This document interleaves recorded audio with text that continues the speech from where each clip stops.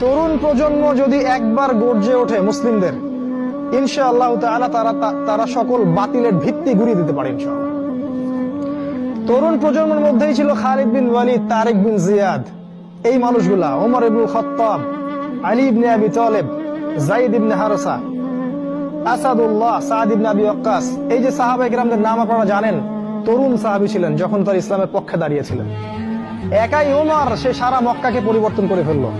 এক হামজার সামনেই 20-30টা মানুষ দাঁড়াতে সাহস পাইত না।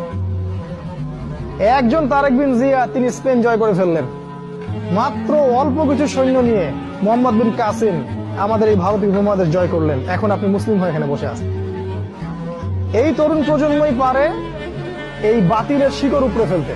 এই জন্য মাসিহুদ দাজ্জাল এবং তার অনুসারীরা খুব ভালো করেই জানে যে মুসলিম তরুণ প্রজন্মকে যদি আমরা আটকাতে না পারি, তাহলে আমাদের ভবিষ্যৎ খারাপ আছে।